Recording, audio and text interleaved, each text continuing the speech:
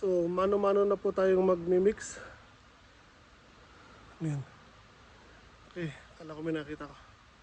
Mano-mano na po tayong magmi-mix ng semento, guys. Dahil nga, kahit may mixer tayo, yung pinahigit ko kanina, medyo maingay, tapos yung vibration niya, meron tayong dalawang kapitbahay dito, baka may storbo natin, so tinigilan ko na po.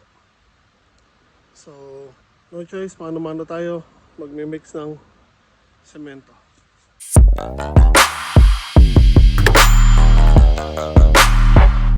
Hello guys, so ito po, gabi na po, halos 9 PM na, and natapos na po ako magtayo ng poste, yung mga bakal. So after nun, siguro natapos ako mga 7:30 mahigit. Kalay pa po ako kanina, then kumain lang ako ng cup ramen. Then now, ito, magmimix ako ng semento. Kailangan kong buhusan lahat ng itinayo kong poste or else matutumba sila. So, mix muna ako ng semento, guys.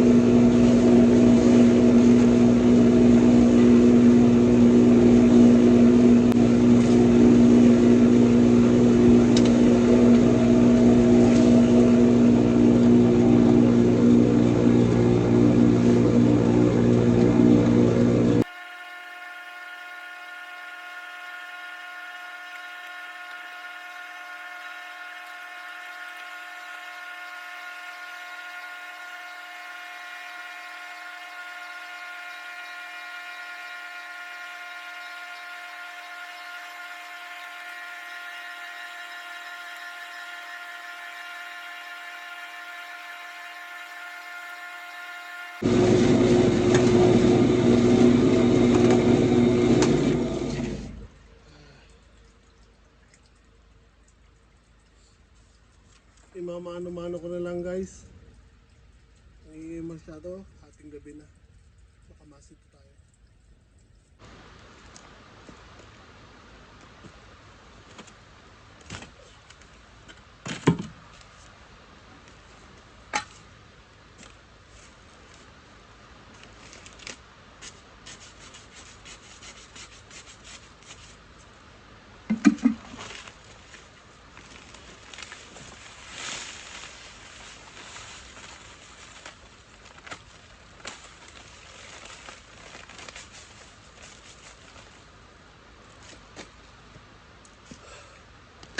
So, mano-mano na, pagod na, guys, sorry.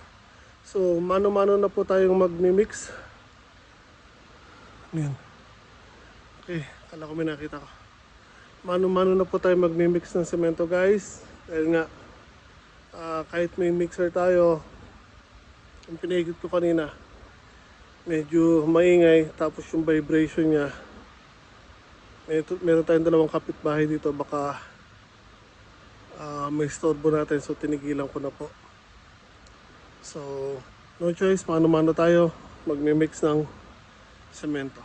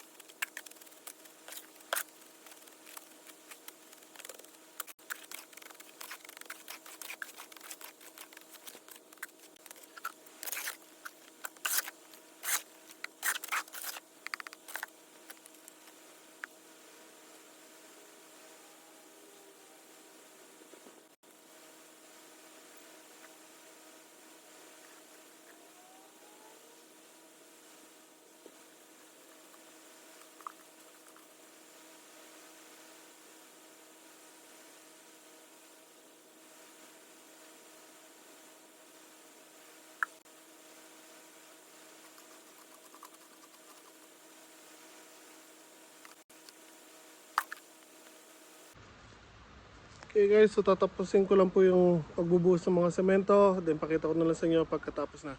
For sure, hindi nyo naman gusto makita ang nagpapapala ako dito ng semento. Kaya tapusin ko muna to guys.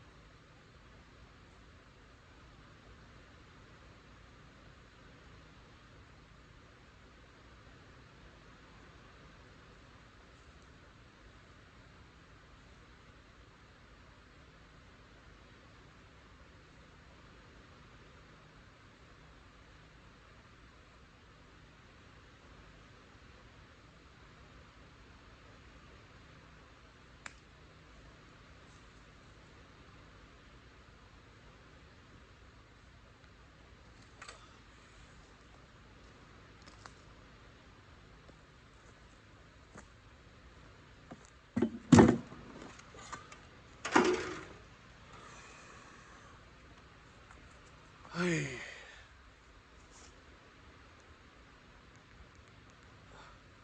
Okay guys, natapos din po ako. Hindi ko na alam kung ano oras. Siguro nasa past 10:30 na. Not sure. So kung napansin nyo, after ko magbuhos ng semento, tinatabunan ko ng lupa. Bukas po kasi uulan. Kaya ito actually, pinilit kong tapusin kahit nabot ako ng hating gabi. Kasi nga, kung hindi ko siya matatapos today, kung hindi ko mabubuhusan dapat ngayon, bukas baka hindi ako makapagbuhos kasi nakalagay sa weather, uulan po bukas 80%. So pinilit kong tapusin ngayon, then tinabunan ko lahat after ko buhusan. So hopefully kahit paano bukas bago umulan ay medyo matigas na po sila. So if ever na bukas tumigas na sila, lalagyan ko po agad yan ng nakahiga na tubo, then kakabitan ko po agad ng wire mesh kahit na ulan. Dahil kung hindi ko po gagawin yon, again, wala na naman po tayong oras kasi Monday na po susunod na araw, busy na naman po tayo sa trabaho. So para maiwasan na may makapasok na hayop dito sa garden natin, kailangan natin madaling yung paglalagay ng bakod. Ayan, kahit hating gabi na po, tinira pa rin po natin. Dahil nga again, may tarim na po kasi ang garden natin. So hindi po natin pwedeng pabayaan ng mga halaman natin na walang protection. So there, dikumin ko lang ang mga gamit ko. Then hugas lang ako. Tutulog ako ng madumi kasi dito ako sa farm. Hindi na po ako uwi. Again, babantayan ko po ito. So bukas na lang ako magbibihis, wala akong baon na damit. Ay, ang bango nito bukas.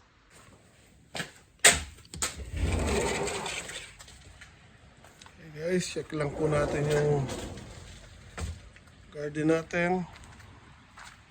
Kasi again, wala na po yung mga puno doon. Pinutulan natin. Kaya check natin kung may mga nakakapasok na hayop. So 12 PM na guys.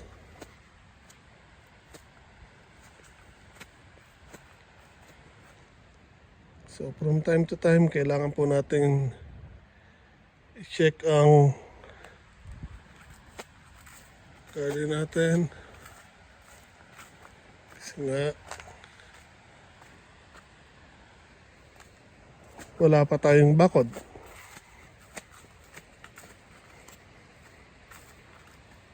So silip-silipin lang natin to make sure na wala pong nakakalapit na baboy ramo or usa. So yan, may ilaw pa rin tayo. Iwanan natin magdamag lang yan, nakabukas. Para hopefully, kasi doon pumapasok yung mga usa at saka baboy damo ngayon. Dahil dito sa paligid, may gate na tayo doon, may bakod na tayo doon, may bakod na rin tayo doon. So lumiligoy po yung mga baboy ramo at usa doon sa harapan ng kapitbahay natin. And dito po sila dumadaan. So again, hopefully wala pong maglakas ng loob ng sa mga hayop na pumasyal po dito ngayong gabi.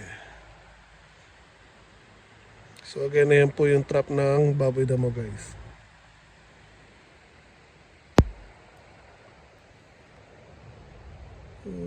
Okay, so far so good.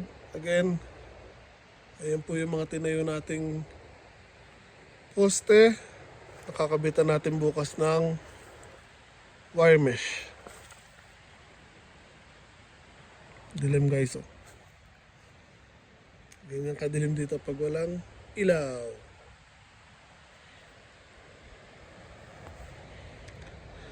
Ay, lamig.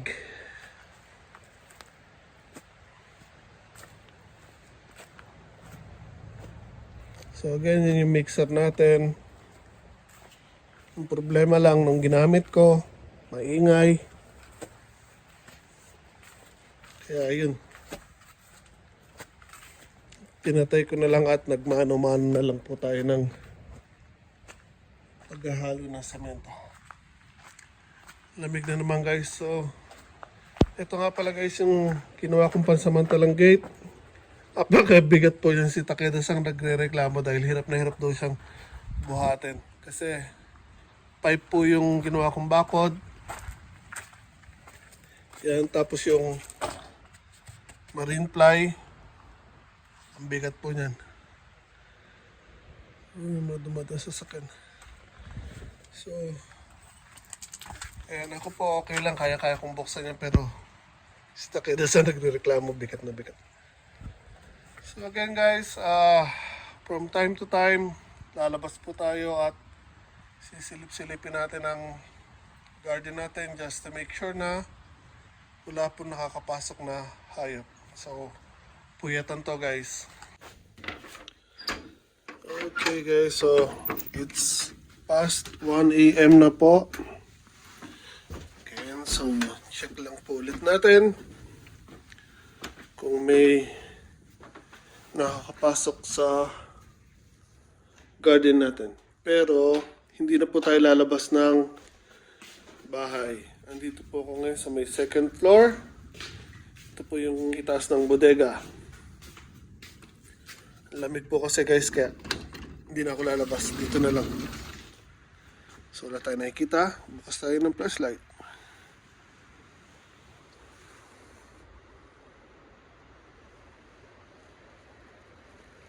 Okay, so far wala naman po tayong nakikita.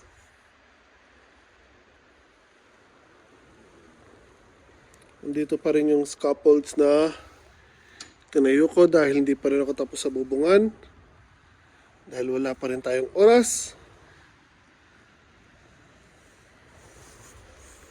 So again, so far, wala po pa tayo nakikita pumapasok dyan.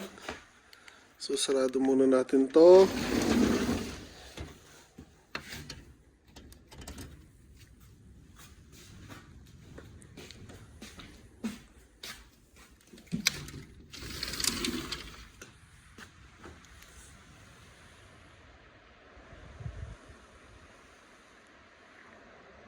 Dito wala rin naman.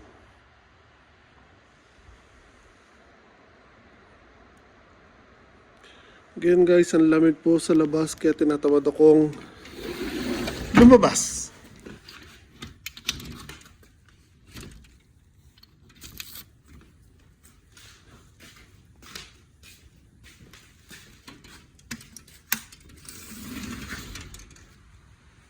Masyadong kita dito.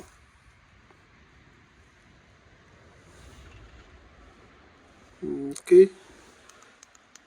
So again, past 1 AM na po. Di pa rin ako natutulog. So pahinga na muna tayo guys.